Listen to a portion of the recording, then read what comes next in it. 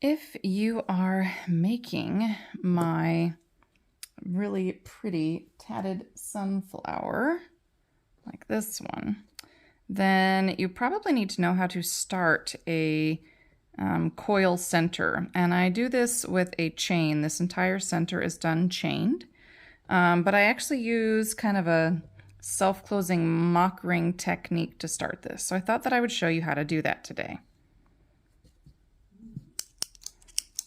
So first things first, usually I would have my shuttle still attached to my ball, but I had some thread left over because I wound way too much when I was designing this.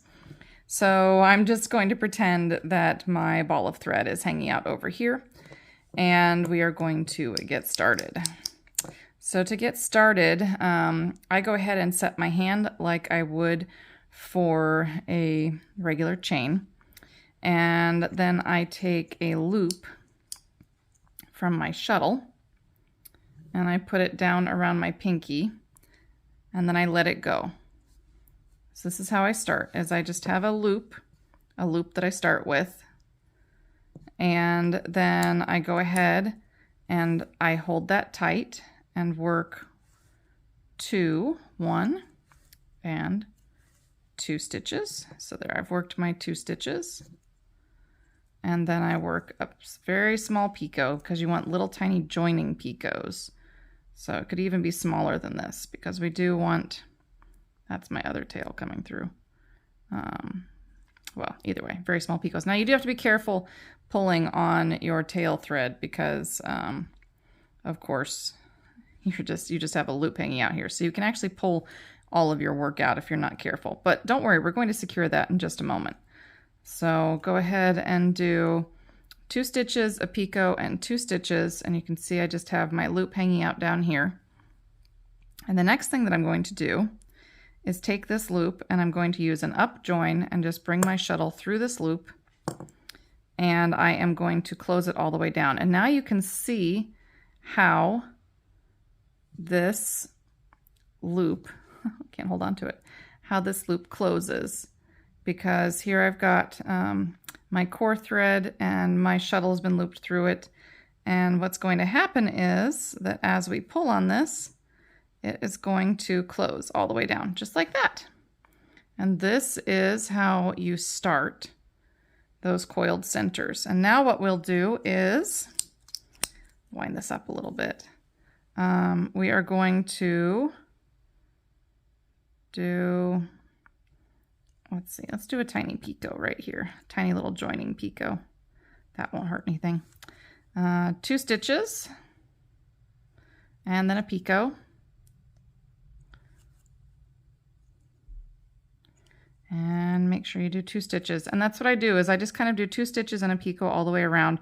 Now you may at times find that you need to do 3 stitches because you've done a join.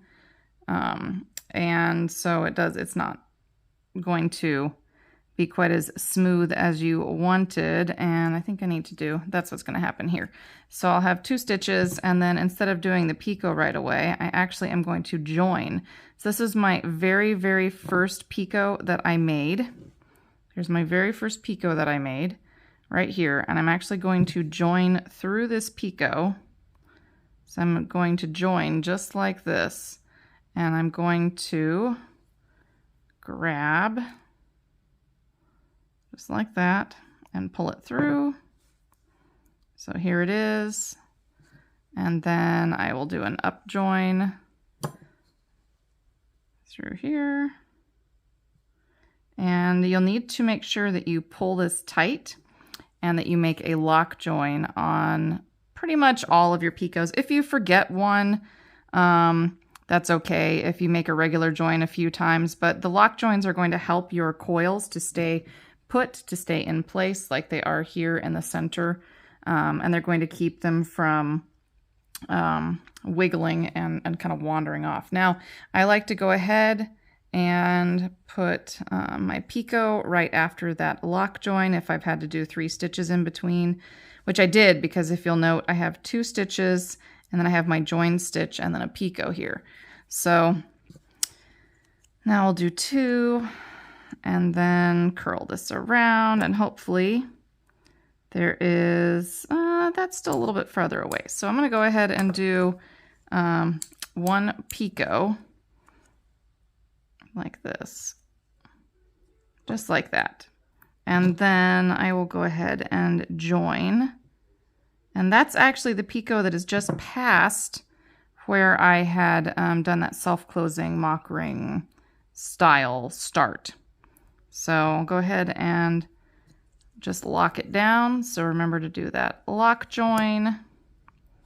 And as it grows, I just keep doing like, you know, about 2 stitches and a picot. And I just keep trying to lock my chain in place as I come to each picot. So anyway, that right there is how you start. That picot is a little big. You do want very small joining picots. You don't want big picots for this.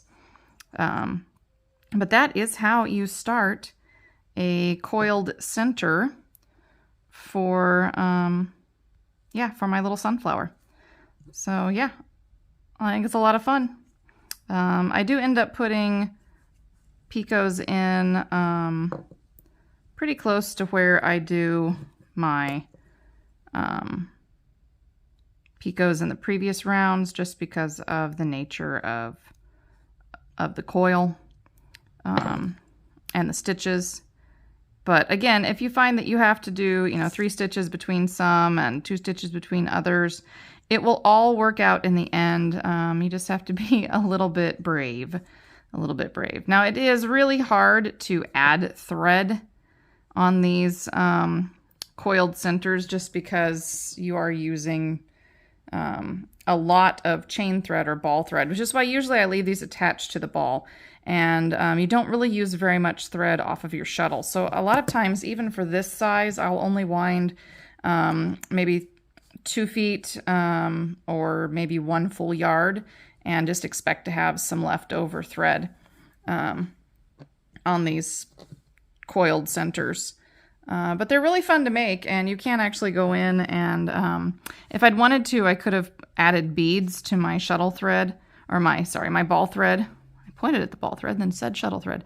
And I could have beaded the center of my sunflower, which would have given it a lot of texture. But I didn't, so it's just something that I should think about for next time, is adding a bunch of beads in here to give it a lot of depth. So anyway, that is how you start these little coiled centers. Aren't they cute?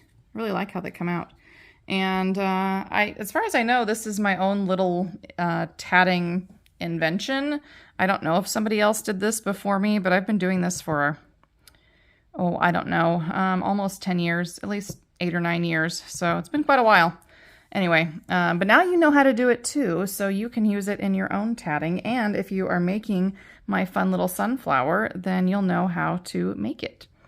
So anyway, I will see you guys next time, and thanks for joining me for my little lesson in how to make the coiled center. Now, don't forget to subscribe to our YouTube channel, follow us on Facebook and Instagram and TikTok, because we are in all of those places. So I'll see you guys next time.